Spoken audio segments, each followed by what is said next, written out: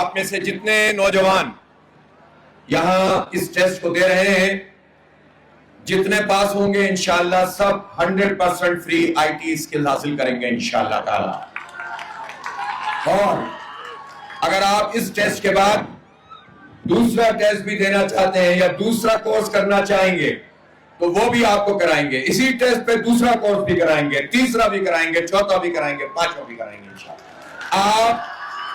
آپ پڑھنے والے بنیں، میری بیٹیاں آگے بڑھنے والی بنیں، میرے بھائی بیٹے اپنے آپ کو ملک و ملت کی خدمت کرنے والے بنیں۔ جماعت اسلامی نے آپ کا ہاتھ پکڑ لیا ہے اور انشاءاللہ آپ کو آگے لے کر جائیں گے۔ کراچی میں جب ہم نے یہ بنو قابل پروگرام شروع کیا تو اس وقت وہاں بلدیاتی انتخابات ہونے والے تھے، تو ہمارے جو اے ایم کیو والے بھائی اور دوسرے ٹائپ کے لوگ ہوتے ہیں، پیپلز پارٹی والے ٹائپ کے لوگ، ان لوگوں نے کہا کہ آپ یہ سیاست کر رہے ہیں۔ تو میں نے ان سے کہا کہ بھائی آئی ٹی کی اور تعلیم کی اور بچوں کو پڑھانے کی اور نوجوانوں کو امپاور کرنے کی سیاست آپ بھی کر لیجئے، آپ کو کس نے روکا ہے؟ بہرحال بلدیاتی انتخاب ہو گیا، تو جو ٹیسٹ بلدیاتی انتخاب سے پہلے ہوا تھا لوگوں نے کہا کہ اب یہ پڑھائیں گے تھوڑی، لیکن الحمدللہ صرف کراچی سے کم از کم 80-90 ہزار ہمارے بیٹے بیٹیاں پاس آؤٹ کر گئے اور انہوں نے کورس مکمل کر لیے، اور کراچی سے شروع ہونے والا یہ سفر اب پورے پاکستان، آزاد جموں و کشمیر، گلگت بلتستان تک چلا گیا ہے۔ اس لیے انتخاب آئے گا اور چلا جائے گا، کون جیتتا ہے کون ہارتا ہے یہ یہاں کے عوام پہ چھوڑتے ہیں، لیکن ہمارا آپ کا ساتھ ایک مضبوط ساتھ ہے، انشاءاللہ یہ نہیں چھوٹے گا، یہ میں آپ سے وعدہ کرتا ہوں انشاءاللہ، اور آپ کے ساتھ ہوں، نوجوانوں کے ساتھ ہیں ہم۔ اور ہمیں معلوم ہے کہ بہت سارے ایشوز ہیں، بہت سارے مسائل ہیں، لوگوں میں بہت جذبات ہیں، ایشوز ہیں، روزگار نہیں مل رہا، ریکگنیشن نہیں ہوتی لوگوں کی۔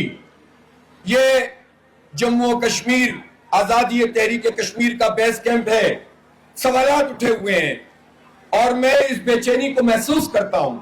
مجھے اندازہ ہے کہ یہاں کے نوجوان آزاد جموں و کشمیر کے پریشان ہیں اور وہ چاہتے ہیں کہ ان کو روزگار ملے، ان کو حقوق ملے، لیکن ایک بات میں آپ سے کہنا چاہتا ہوں، یہ کہ ایک تو یہ کہ اپنے دین پر، اسلام پر کبھی بھی کمپرومائز نہ کریں۔ اسلام ہمارا دین ہے اور یہ دین ایک نظام ہے، عدل و انصاف کی بالادستی کا اگر نظام قائم ہوتا تو کسی کو شکوہ نہیں ہوتا کہ کشمیری کو حقوق نہیں مل رہے، یا سندھی کو نہیں مل رہے، یا بلوچ کو نہیں مل رہے، یا پختون کو نہیں مل رہے، یا مہاجر کو نہیں مل رہے۔ عدل کا نظام ہوگا تو سب کو حق ملے گا۔ ہمارا دین ایک نظام ہے، صرف عبادات کا مجموعہ نہیں ہے۔ اس کا مطالعہ کریں، اس کو پڑھیں، اس کے ساتھ جڑیں، ہماری اقدار ہماری روایات سے جڑ جائیں، پہلی بات۔ دوسری بات، یہ پاکستان، نوجوانوں، یہ پاکستان نواز شریف کا پاکستان نہیں ہے، عمران خان کا نہیں ہے، زرداری کا نہیں ہے، جنرل عاصم منیر کا نہیں ہے، یہ ہم سب کا پاکستان ہے۔ یہ بیوروکریٹس کا نہیں ہے، جاگیرداروں کا، سرداروں اور خانوں کا پاکستان نہیں ہے، یہ جرنیلوں کا نہیں ہے، یہ پاکستان ان شہداء کا پاکستان ہے جنہوں نے اپنا خون دے کر یہ ملک حاصل کیا تھا۔ اس لیے اگر اس پاکستان پر اور آزاد کشمیر پر ایک کنسورشیم کی حکمرانی ہے 79 سال سے، ایک کمپنی ہے، مختلف کمپنیوں کا مجموعہ ہے، اگر اس کی حکمرانی ہے تو اس کا کیا مطلب ہے؟ یہ دیکھیں یہ کس نے آواز بند کی ہے، ایسی باتوں سے آوازیں بند ہونا شروع ہو جاتی ہیں، لیکن جو آواز آج یہاں سے شروع ہوئی ہے اس کو کوئی بند نہیں کر سکے گا انشاءاللہ۔ یہ سفر کرے گی آپ کے ذریعے سے، اس کو کوئی بند نہیں کر سکے گا انشاءاللہ۔